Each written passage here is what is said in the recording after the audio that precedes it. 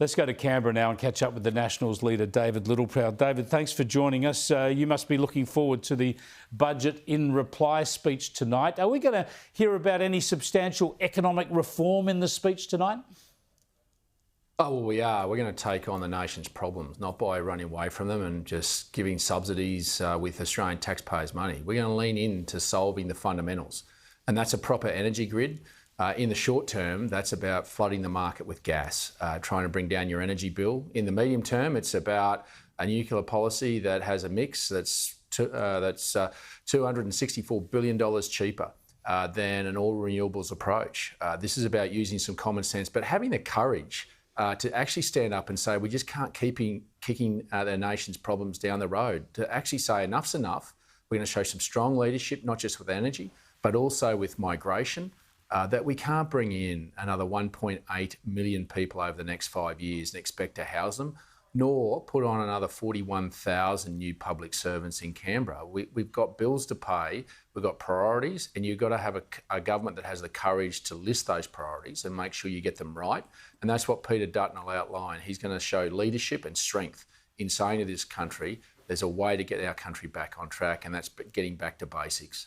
Now, your criticism of Labor's tax cuts are spot on. They are tiny tax cuts and they're more than a year away. So they're just a distraction in the budget. But surely you're not going to follow through, as Angus Taylor has suggested, and legislate to get rid of them. Surely you'll just leave them be.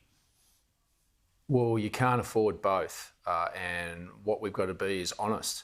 As I just said, we want to be honest with the Australian people. There is time for leadership in this nation. We just can't keep spending your money to give sugar hits and to get you through. What we've got to understand is there's a cost of living crisis now. We'll take considered measures, and that's what our announcement around the excise, cutting the excise. It's not just about mums and dads getting that. It's about truckies getting that. That puts downward pressure on your grocery bill and supply chains right through the economy. This is about making sure that we make the right decisions and prepared to make the tough decisions. I think Australians are sick of governments and politicians just saying me too and spending more money. It's their money and someone's going to have to pay it back. And ultimately, someone's going to have the courage to say, you know what, we're going to do the right thing by this country, and it mightn't be as many dollars in your pocket straight up, but we're going to do the right thing, because if we keep kicking this down the road, you're going to pay more later on. I'm looking forward so much to this speech at 7:30 tonight. It'll be carried here live on Sky News. I'm looking forward to it because Australians need a real alternative. Now, from what you've been saying and what Peter Dutton's been saying, yes, we're going to see something in gas and energy to try and get more gas into the market to push electricity prices down more quickly. Yes, you're going to cut the immigration rate so that we can try and ease some of the pressures on housing and other things in this country. Obviously, you're going to cut some public service numbers and try and reduce the size of government.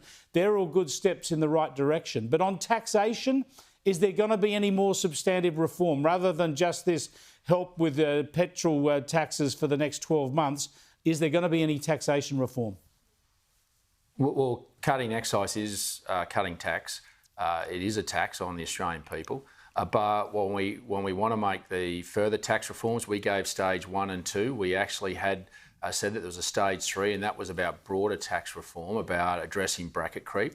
When we can afford that, we've been very clear that we will lean into that and we'll achieve that. But we've got to have the dollars to be able to do that. And at the moment, we don't have the money to give you the stage 3 tax cuts that were planned.